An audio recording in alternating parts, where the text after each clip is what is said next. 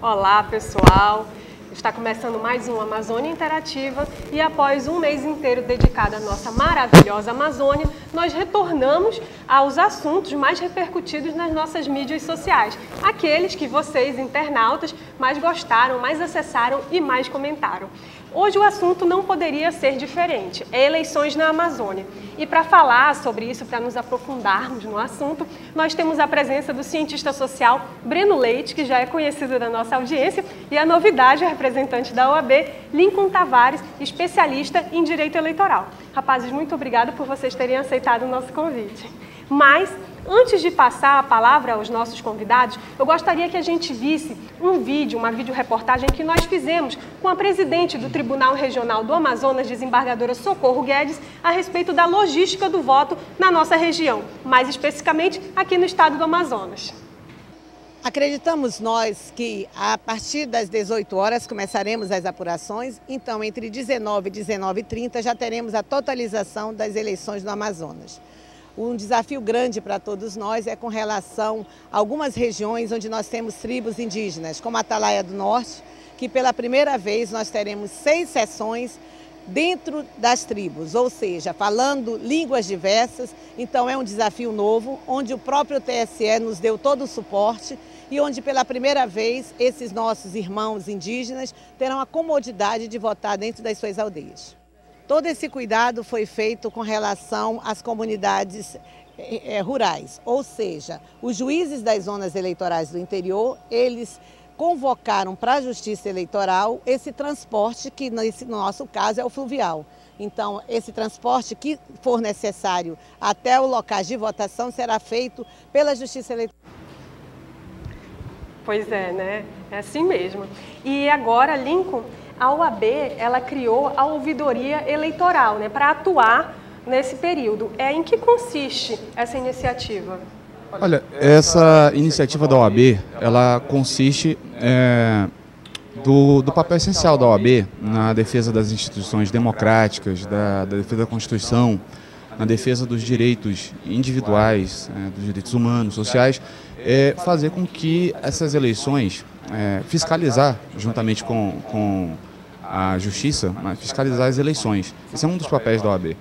E, nesse sentido, apoiar todas as iniciativas de fazer com que esse voto seja um voto consciente, abrindo um espaço para que o eleitor possa fazer as suas denúncias, entendeu? Para a OAB, que serão encaminhadas ao Ministério Público Eleitoral e às autoridades que são competentes, que forem praticadas durante o período eleitoral. Então nós temos aqui nós temos uma página, eleições2004@oab.org.br.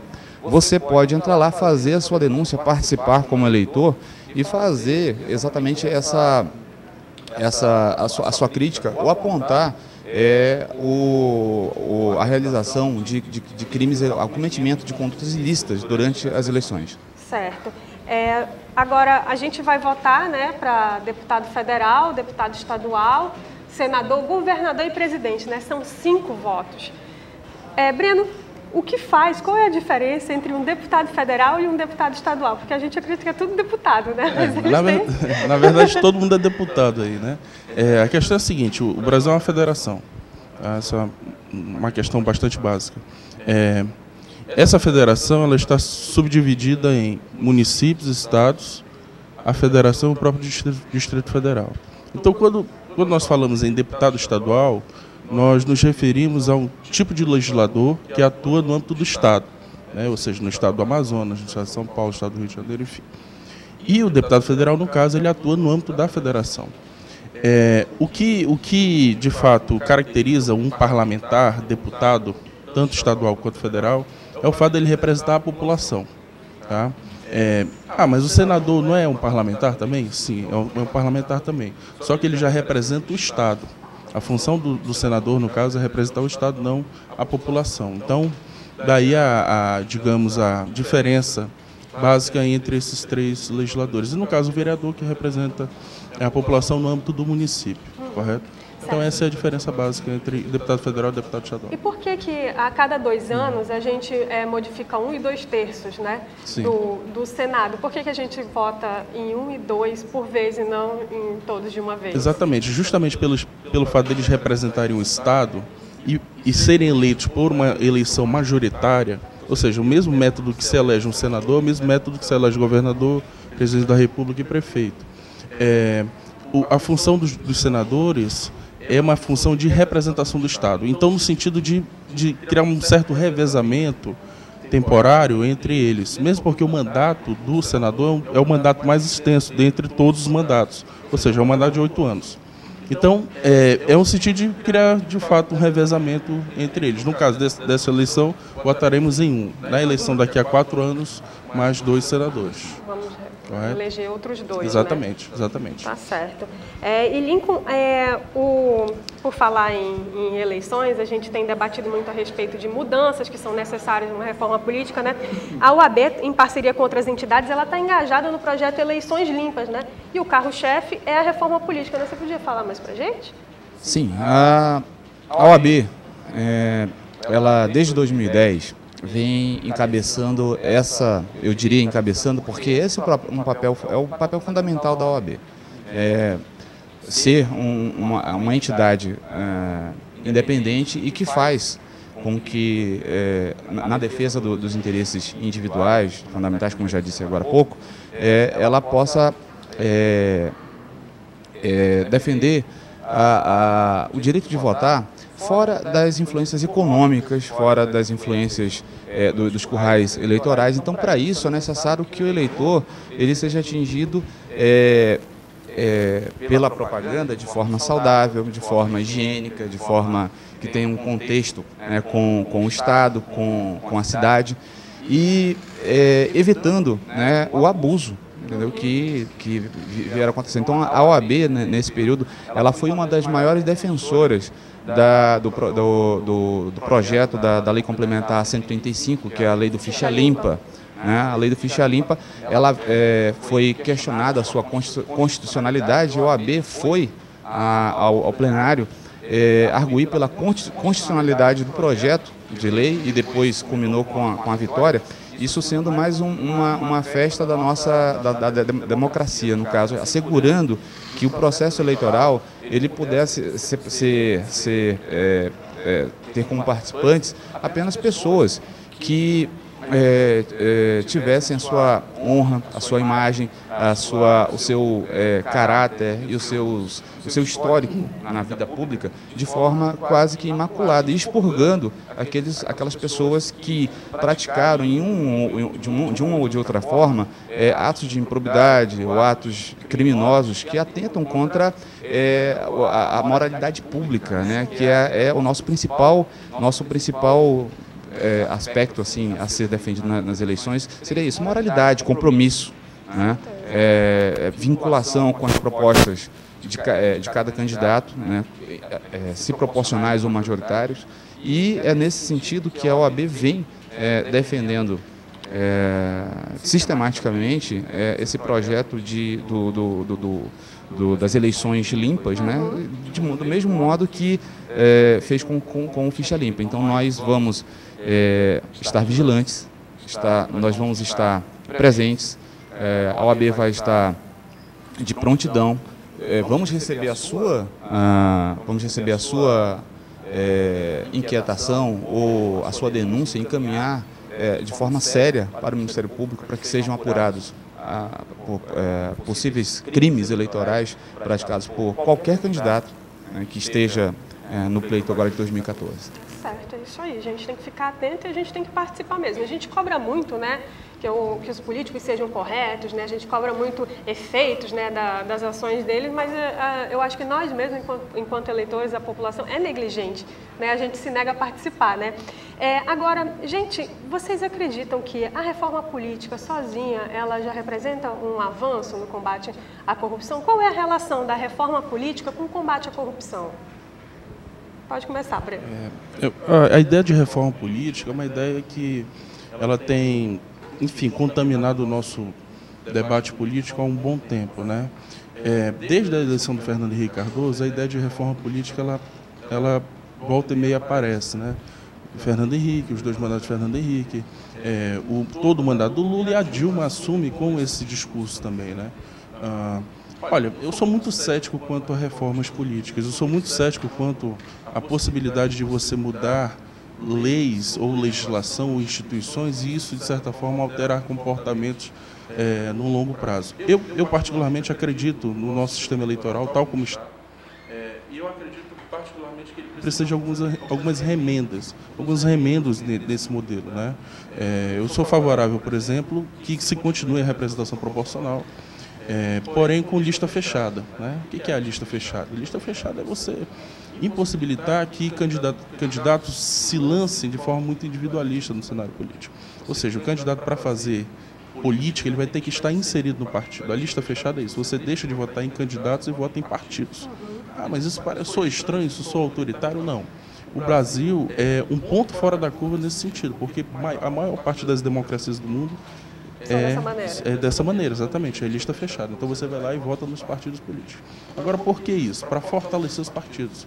Esse é o grande problema da democracia hoje, é que nós temos um fosso entre a população, né, que se encontra politicamente totalmente desassistida, e uma elite partidária que se renova e se reveza no poder sem nenhuma conexão com essa base, com exceção de alguns partidos.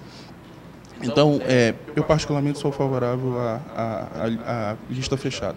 E o fim das coligações, pelo fato de que as coligações, de fato, distorcem a representação. Agora, exceto isso, eu não vejo necessidade de reforma política, a não ser uma reforma moral, educacional. Essa sim é mais importante. Não né? é feita E isso imediatamente, sim, né? exatamente, isso sim, independente de mudança de lei, porque as leis que nós temos são muito boas, são muito interessantes, né? O Brasil entrou numa rota muito interessante em termos de legislação, né?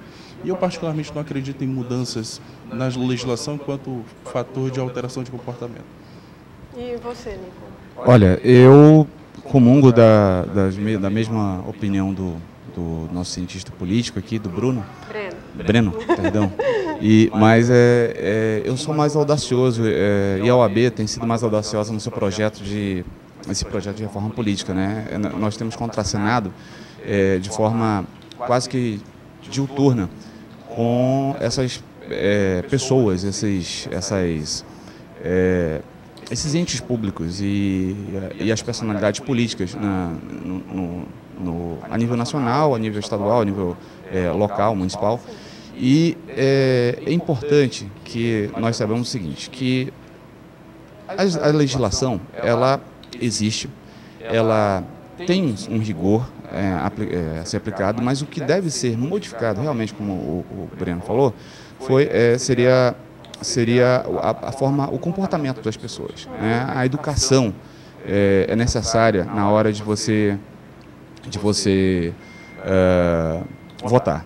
Então, e na mesma hora de você também escolher o seu candidato. Então, quando você estiver escolhendo o seu candidato, você tem que olhar para as propostas, você tem que olhar para a sua plataforma de governo, aquilo que ele pretende representar a você. Então, nesse contexto, eu creio que nós avançamos bastante nesses últimos anos com algumas reformas que foram feitas na legislação. Mas eu diria, como operador do direito, que nós temos que melhorar, sim, o nosso antigo Código Eleitoral, que é a Lei 4.737, de 65 ainda. Então, pois é, ela foi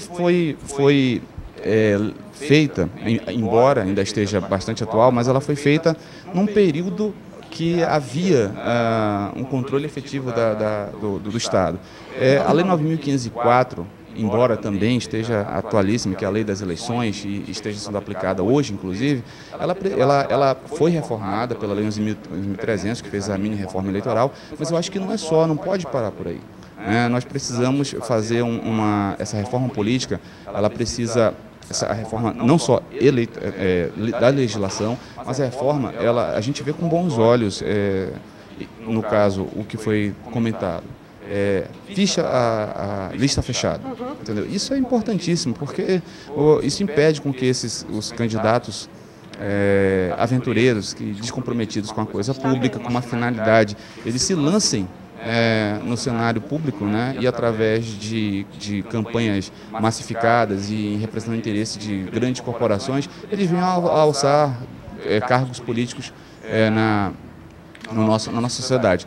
Do mesmo modo, nós entendemos também que as coligações, elas distorcem muitas vezes o objetivo de cada partido, ou seja, os partidos eles têm que ter uma identidade própria. E o início das coligações, eles fazem com que o início e fim, né, de cada ano eleitoral, ele faz com que temporariamente cada partido ele praticamente abandone a sua ideologia. Ideológica, né? Existe uma existência quase um relacionamento muito pernicioso, eu poderia dizer, né? E isso tem se mostrado dentro do sistema político, sistema jurídico, muito degradante. É verdade. Tem alguma coisa a comentar a respeito disso? Não, é que essa agenda da reforma política é uma agenda muito ampla, né? Então você vai encontrar setores mais moderados que querem fazer o que eu considero uma reforma eleitoral, não chega a ser uma reforma política. Tem diferença, no sentido, né? No sentido macro. Mas algumas propostas, tipo a adoção do parlamentarismo, transformar o Brasil no Estado unitário, são coisas assim, esdrúxulas, né, que não cabem no momento. Então, esse tipo de discussão que às vezes perde muito foco. Eu acho que a discussão que a OAB traz é uma discussão muito pontual, muito séria e com certeza com pessoas muito competentes que estão por trás dessas ideias aí da OAB. Agora, falando de propaganda eleitoral, Lincoln, você acha que a gente já avançou muito em relação à legislação, ao que rege? Olha, nós avançamos bastante, mas eu acho que esse avanço ele tem que ser acompanhado, né, pela sociedade. Então, você que está aí em casa, né, e para todos nós que estamos acompanhando esse processo eleitoral, a gente precisa fiscalizar, né? Então, já tem sido divulgado, você pode acessar a página do TRE, do TSE e da própria OAB, lá você vai encontrar o que pode e o que não pode para o candidato. Infelizmente, a gente ainda consegue encontrar pelo meio da rua, andando, uma poluição sonora, poluição visual, lixo no dia das eleições. Nós temos aí uma utilização irregular do espaço urbano. Nós temos, assim, a gente já avançou bastante com a proibição com a limitação, né, com a colocação de placas, outdoors, proibição de showmícios, né, que era aquela festa onde você chamava os artistas famosos, né, e fazia com o objetivo de chamar o maior número de eleitores possível para depois fazer a sua proposta. Na verdade, não é assim. Hoje isso está proibido, né, e nós pugnamos para que continue sendo proibido. Só que, infelizmente, eu não digo só a nível de Amazonas, eu digo a nível de Brasil, né? Não só nos grandes centros urbanos, como também no interior, onde a advocacia também é bastante difícil e o poder público chega com bastante... Ainda mais aqui na Amazônia, né? Com bastante precariedade. Então, nós temos o excesso na propaganda, nós temos o excesso. Eu acho que pelo menos é o que tem sido discutido no âmbito dos operadores do direito, fazer com que o que hoje nós temos de legislação seja efetivamente cumprido. Infelizmente, não dá para ser 100%, assim, infelizmente. Justamente. Inclusive, Lincoln, te cortando, lembrei aqui a internet, que ainda é um território, né, complicado. A internet você recebe, mas a legislação já trata disso. Olha, a resolução 23404, agora de 2014, a resolução do TSE sobre propaganda eleitoral, ela vem regulamentar esse espaço que é a internet. Ou seja, se você candidato manda uma propaganda pela internet, você tem que ter uma ferramenta lá para desinstalação daquela sua propaganda, para que você não fique recebendo automaticamente. Porque muitas vezes a caixa de mensagem é um espaço virtual, mas é privado da pessoa, e você não pode ir lá entrar na sua caixa de mensagens e encher de poluição. Eu não digo nem isso, eu não digo nem só o e-mail, que a gente hoje quase não usa e-mail, né? Mas e as redes sociais? Sim. Né? Nós temos aí exércitos, né? Nas redes sociais, né? Bombardeando a gente com boatos, informações, né? Uma série de coisas, né? A gente não está livre disso. Essas condutas, elas são também previstas pela resolução do TSE, que as resoluções do Tribunal Superior Eleitoral, baseada na vivência contemporânea da nossa sociedade, ela muitas vezes se consolida em propostas de legislação futura. E isso é o que vem sendo feito no decorrer dos anos. E o direito, como uma ciência que evolui, a política o tempo todo, não pode ficar insensível a essa questão das redes sociais. E nas redes sociais tem essa questão de criar ondas, né? Hoje é a moda, né? Criar ondas, criar protestos em massa, isso é proibido, é vedado, né, na legislação eleitoral, pela resolução 23.404 de agora de 2014, e provavelmente deve se consolidar dentro da nossa legislação no decorrer desse período agora. Te interrompi? Eu continuando, assim, nós precisamos ter muita coerência com o que nós colocamos. Nossos comentários são muito importantes, principalmente os formadores de opiniões. É muito importante que você fale na internet, coloque uma impressão, mas que ela não seja despida da realidade. Então, para não criar notícias falsas, criar boatos que possam ingerir na influência do eleitor, que tem que ficar livre completamente em relação ao pleito. Então, a pessoa tem que chegar lá e tem que escolher seu candidato, ter a liberdade, entendeu? Fora dessas ondas que estão na internet, que estão que pode chegar via caixa de mensagem, via e-mail, entendeu? Ou numa discussão aberta nos fóruns das redes sociais, não tem problema, desde que isso seja feito com moderação. E responsabilidade. Agora, gente, Breno, as manifestações, os efeitos das manifestações de junho de 2013 vão ser sentidos agora nas urnas? O que é que você acha? Olha, Isabel, o papel das redes sociais é um papel muito importante na democracia. Facebook, WhatsApp, hoje em dia os candidatos eles apostam efetivamente nisso. Quanto às manifestações do ano passado, essas manifestações que foram também organizadas por essas redes sociais, né, Twitter, enfim, as redes sociais que são mais usadas, né, elas criaram esse efeito de uma tentativa de criar uma agenda de transformações, uma agenda de reformas, uma agenda de insatisfação, né? O problema é o seguinte, essas manifestações que começaram de forma muito pontual, né, a questão da redução do preço da passagem de ônibus, né, o problema do transporte coletivo, essa agenda de junho, ela se propagou de tal forma que nós, de fato, perdemos uma agenda pontual. Então, essas manifestações, conforme elas foram evoluindo, elas foram ganhando ideias, liberação de drogas, né, união homoafetiva, enfim, uma agenda muito ampla. E o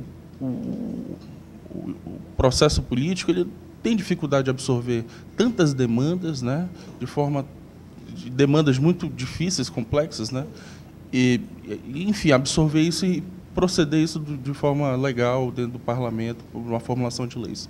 Então, essas manifestações, elas perderam esse efeito, né? Elas acabaram sendo reduzidas à quebradeira, aos black blocs, enfim. Então, é o seguinte, o efeito que ela poderia ter causado, ela não causou, porque ela perdeu, exatamente, porque ela perdeu todo esse conteúdo de transformação. Esse conteúdo foi todo se dissolvendo ao longo do tempo. E de um ano para cá, nós já completamos mais de um ano, essas manifestações elas acabaram que, enfim, não conseguiram trazer a sua agenda, né? E e os candidatos também não estão muito interessados também em reanimar essas manifestações. Então, acabou ficando o status quo, a defesa do status quo, o inconformismo, enfim. E as redes sociais, elas acabam extravasando um pouco esse inconformismo, né? Hoje existe um fenômeno muito interessante, principalmente no Facebook, que se chama cyberativismo, né? Ou seja, aquela velha militância que ia para a rua balançar a bandeira, hoje em dia ela está na frente de um computador, né? Sentadinho ali no ar-condicionado, conectado à internet e divulgando, propagando ideias dos seus candidatos, né? Eu conheço pessoas que passam 24 horas do dia defendendo os seus candidatos, entrando em grupos de discussão para defender o seu candidato, coisas assim. Então, esse cyberativismo, né, que é muito resultado dessas manifestações de junho do ano passado, já é uma tendência muito interessante aí, do ponto de vista sociológico, do ponto de vista político, né? Então, é o que tem acontecido. Gente, infelizmente, o nosso programa já está acabando. A gente se estendeu um pouquinho, mas eu queria pedir que vocês fizessem as considerações finais, 1 minuto para cada um, por favor. Olha, nós estamos à disposição da sociedade. A OAB vai permanecer vigilante. Nós estamos comprometidos com o ideal da democracia e com a defesa dos direitos fundamentais de todos os cidadãos. Então, quem quiser fazer uma denúncia, acesse a internet e acesse o site da OAB, de eleições 2014, @oab.org.br, e as denúncias que forem feitas lá, nós vamos encaminhar diretamente ao Ministério Público Eleitoral para que sejam realmente apuradas. Então, participe, nos ajude a fiscalizar as eleições de 2014. Certo, Breno.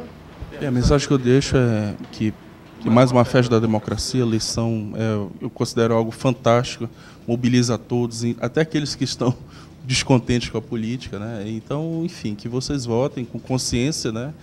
Respeitando a legislação, e que vocês votem nas pessoas que realmente estão comprometidas com a democracia e com a população brasileira. Esse é o meu recado.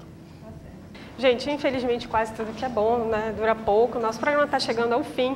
Antes de encerrar, eu queria que vocês, antes de votar, visitassem o portal Amazônia.com, ver a matéria que nós fizemos com a desembargadora Socorro Guedes, em entrevista à Rádio Amazonas FM. Se vocês puderem ouvir a entrevista dela, por favor, façam isso. Lá tem orientações a respeito do pleito que vai ocorrer amanhã.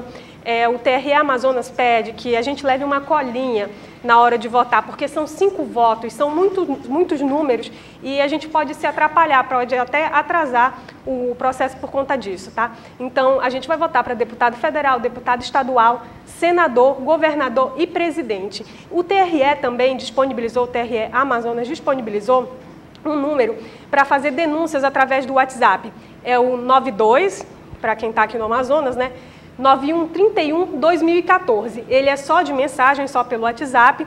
Façam as denúncias que vocês acharem cabíveis, mas com responsabilidade.